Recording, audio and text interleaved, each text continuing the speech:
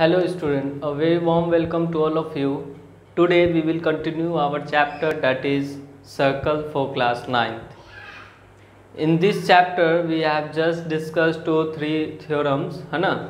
So many students have told me that sir you have not told about the theorem number 4 and 5, and few students have asked me that sir tell me how I will found a foundation on this chapter, है ना?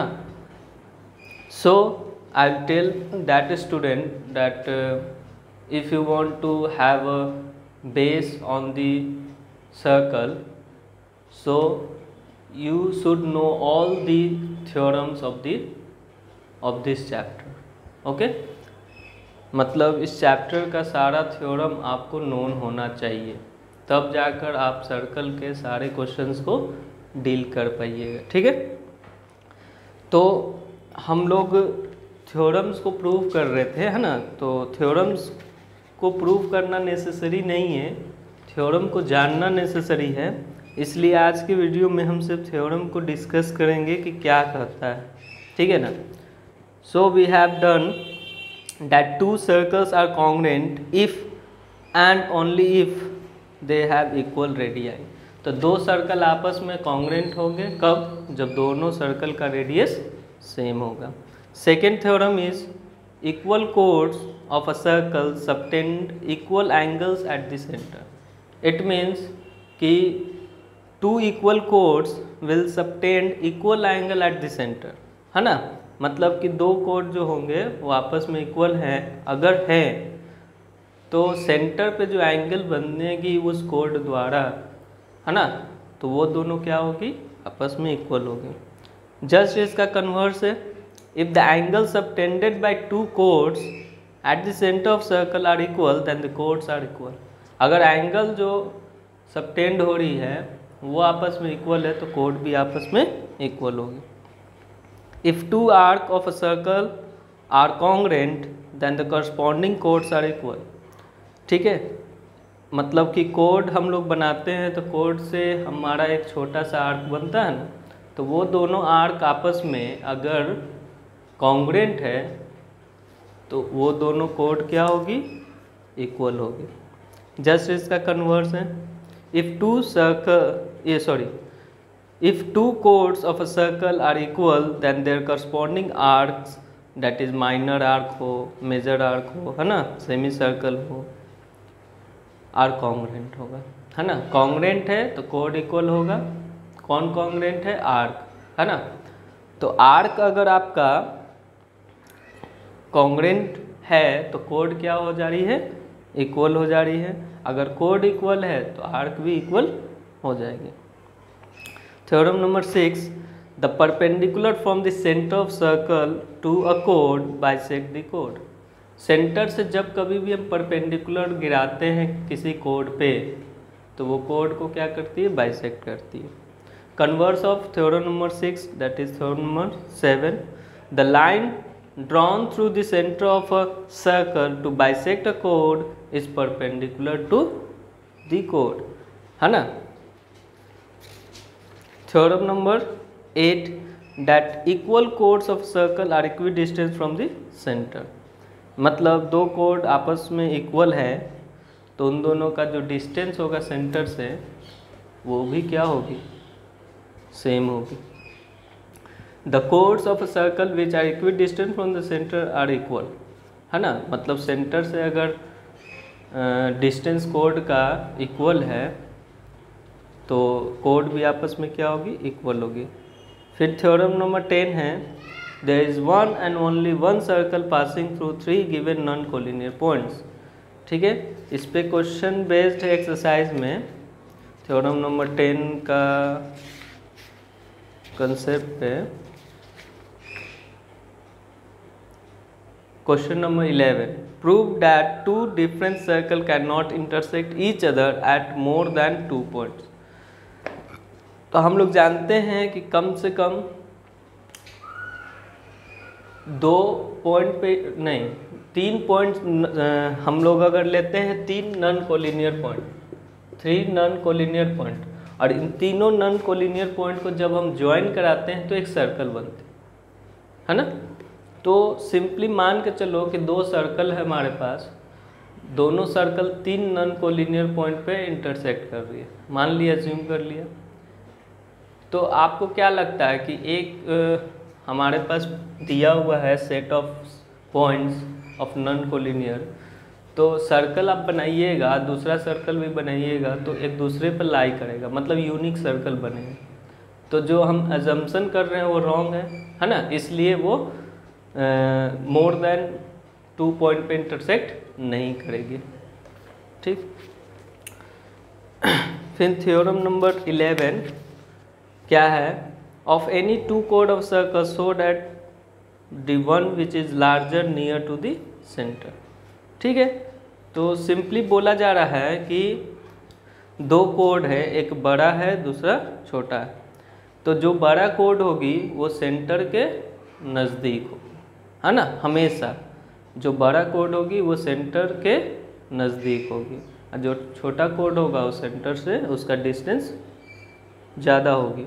ठीक है, और converse इसी का है। ठीक है, of any two chords of circle so that the one which is near to the centre is longer, जो सेंटर के नज़दीक होगी वो कोड बड़े।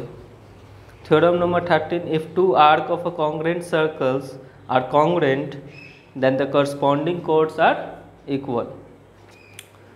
ठीक है, दो सर्कल है, दोनों का आर्क आपस में कॉन्ग्रेंट है तो उसका करस्पॉन्डिंग कोड्स भी इक्वल होगी, ये पढ़ चुके हैं, सेम चीज़। ठीक है, अब ये थ्योरम पे ही हमारा क्या है, पूरा एक्सरसाइज बेस्ड है, दैट इज 12A, है ना। 12A एक्सरसाइज इन्हीं सारे थ्योरम पे बनेगी। ठीक है, तो क्वेश्चन नंबर 13 हम लोग डिस्कस कर लेते हैं, 16 डिस्कस कर लेते हैं, 17 डिस्कस कर लेते हैं।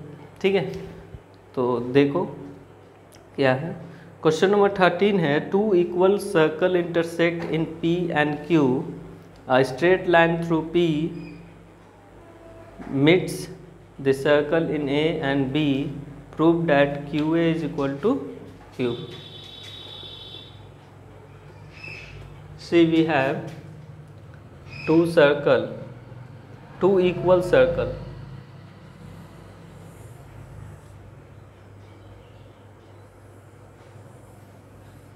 See, we have two equal circle, okay, and they intersect at point P and Q.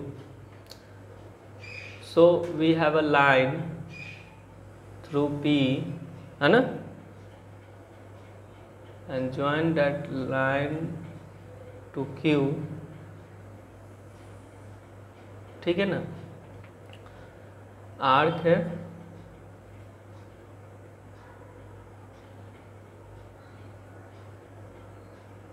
D and C, that is the line segment, that is AB. So what we have to prove? We have to prove that is QA is equal to QB. ठीक है, QA is equal to QB हमको prove करना है। तो हमको एक बात मालूम होनी चाहिए कि जब कभी भी दो सर्कल इंटरसेक्ट करती है एक दूसरे को, तो उसके बीच में एक कॉमन कोड होती है ना। कॉमन कोड मतलब कि PQ को अगर हम ज्वाइन कराते हैं तो ये हमको क्या मिलती है, common code.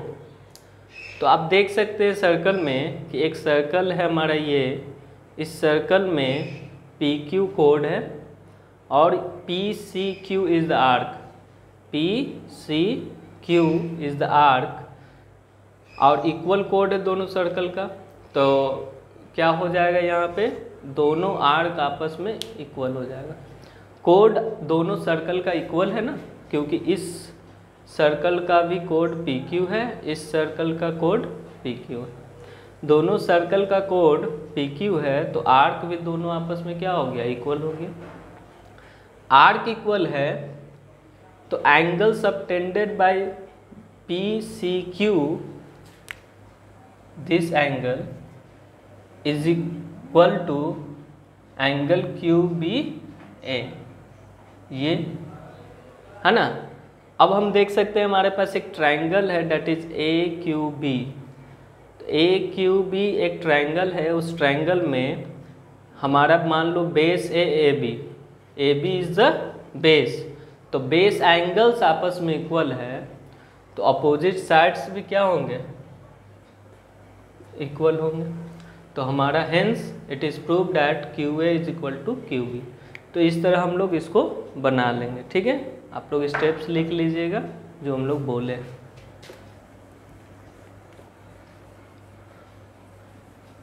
13 now we will discuss question number 16, that is question number 16. In the given figure, AB is the chord of a circle with center O and AB is produced to C such that BC is equal to OB. Also CO is joined to produce to meet the circle in D. If angle this is equal to y and angle this is equal to x, prove that x is equal to 3y. See, we will draw a circle. Okay, now O is the center.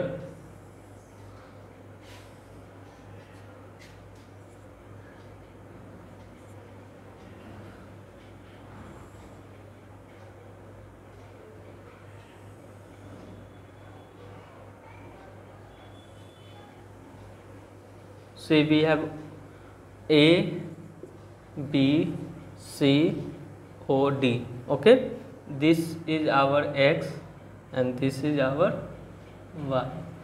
So what we have to find? No, we have to prove. To prove, what we have to prove, that is x is equal to 3y. ये prove करना है। तो इस question में ध्यान से देखोगे और क्या क्या दिया हुआ है।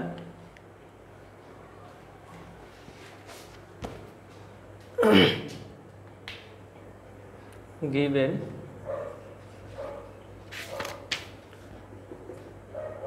that is BC is equal to OB.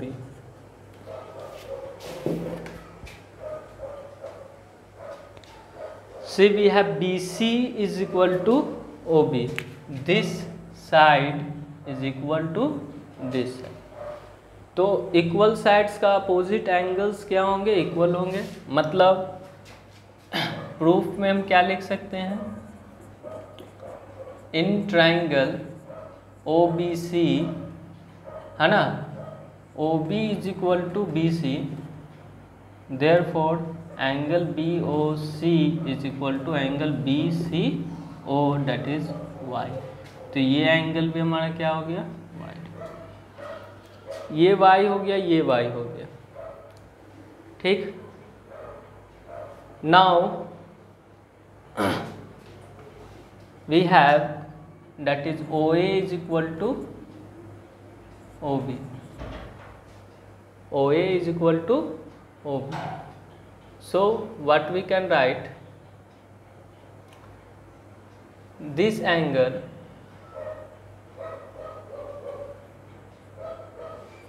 will be equal to this angle, मतलब angle OAB is equal to angle OBA in triangle OAB, ठीक। तो सिंपली आप देख सकते हैं कि OBA जो है एक्सटीरियर एंगल है ना, angle OBA is exterior angle. So what we can write, it is the sum of angle BOC plus angle BCO, that is y plus y, that is 2y। तो ये हमारा 2y आ गया, ये भी हमारा क्या हो गया, 2y। Now we can see clearly see that कि in triangle AOC an exterior angle AOD is equal to angle OAC plus angle OCA। that is 2y plus y and that the value of AOD is x, तो x is equal to 3y। ठीक है, तो इस तरह हम लोग बना लेंगे इसको। एक्सटीरियर एंगल का फॉर्मूला यहाँ पे लगा, ठीक है, क्योंकि ट्राइंगल बन रहे हैं और इक्वल साइड्स दिए हुए, तो आइसोसेलेस प्रॉपर्टी यहाँ पे लग गई।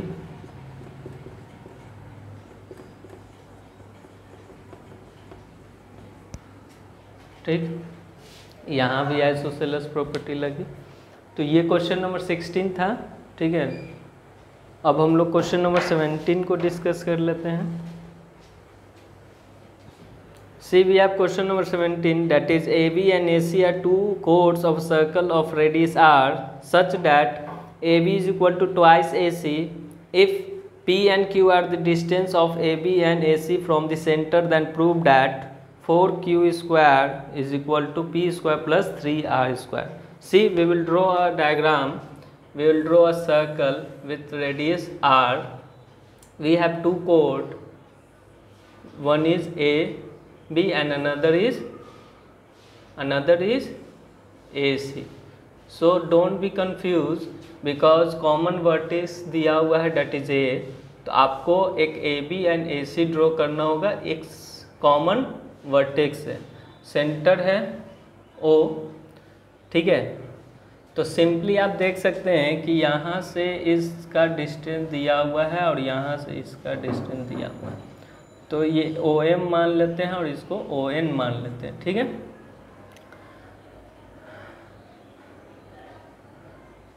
This is your P and this is your Q. So what we should do, this is your P, so we should join OB and OC. Okay, now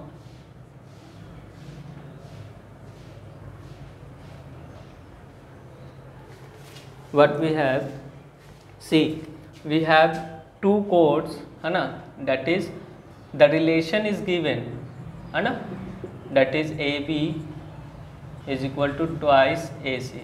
Let AC is equal to x, therefore AB is equal to 2x. Okay, simply now in triangle we can see that OMB, है ना, OMB में आप देख सकते हैं कि angle OMB कितना है, 90 डिग्री। तो ये रेडियस दिया हुआ RR, then what we can see here, that is R square will be equal to P square plus MB square. R square is equal to P square plus MB. MB आप देख सकते हैं क्या करेंगे ना, इसको हाफ AB लिख सकते हैं, हाफ AB का स्क्वायर। तो R square is equal to P square plus 1/4 into AB को ट्वाइस x मतलब 4x स्क्वायर हो जाएगा, 4 cancel out, R square minus P square is equal to क्या हो जाएगा, x स्क्वायर। इसको इक्वेशन 1 बना लिया। Again in triangle that is ONC, angle ONC is equal to 90 degree, then what we can write, OC square is equal to ON square plus CN square। तो इसको R square लिखेंगे, ON हमारा क्या है, Q square हो गया, plus CN को आप क्या लिख सकते हैं, हाफ AC लिख सकते हैं का whole square. R square is equal to Q square plus 1/4 into the value of AC is x square. तो ये क्या हो जाएगा, 4 LCM, तो 4R square is equal to 4Q square plus x square. ठीक, we can put the value of x square over there, है ना, equation 2, put